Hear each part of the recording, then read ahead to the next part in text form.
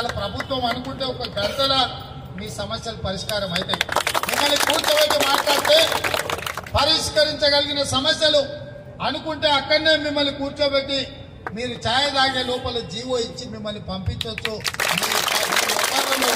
సంతోషం చూడొచ్చు.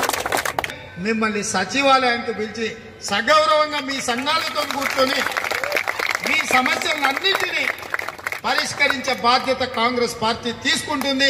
సమగ్ర శిక్ష ఉద్యోగుల ఐక్యత, సమగ్ర శిక్ష ఉద్యోగుల ఐక్యత నెరవేర్చాలి. సమగ్ర శిక్ష ఉద్యోగుల డిమాండ్లను వెంటనే నెరవేర్చాలి. సమగ్ర శిక్ష ఉద్యోగుల డిమాండ్లను వెంటనే.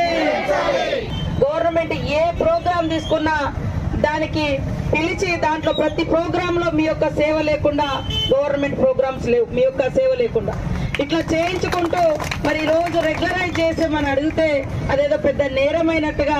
మరి ఎన్నికల ముందు ఎన్ని పెట్టినా ఓట్ల కోసమే అనుకుంటారు కాబట్టి తప్పకుండా కాంగ్రెస్ ప్రభుత్వం, తెలంగాణ ఇచ్చిన ప్రభుత్వం వస్తుంది.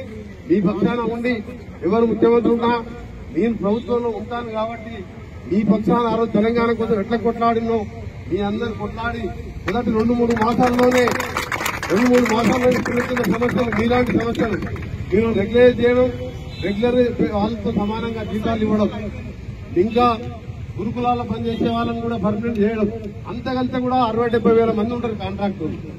ఖాళీలున్న 1,30,000 భర్తీ చేయడం, ఇవన్నీ ప్రకటిస్తానికి సోనియా గాంధీ గారు 17వ తారీఖు రోజు వచ్చి ఆ నిరుద్యోగుల పక్షాన ఆ రోజు మినిమం గ్యారంటీ కర్ణాటకలో ఇచ్చిన విధంగా ఆ రోజు అనౌన్స్ చేయబోతున్నారు. తెలంగాణ ఇచ్చిన లీడర్ గా ఆ రోజు ఆమెతోనే అనౌన్స్ చేపిస్తున్నాం.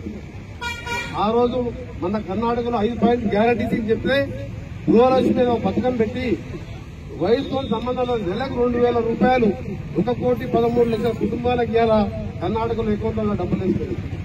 మహిళలకు 65 ఓల్డ్ ఏజ్ పెన్షన్ కాదు, అది 19 ఏళ్ళు ఉన్నా 20 ఏళ్ళు ఉన్నా పెళ్లైన వీళ్ళు రేషన్ కార్డు ఉంటే అకౌంట్ వేసే విధంగా చెప్పిన పాయింట్ అన్ని కూడా చేసే పార్టీగా మీ అందరికి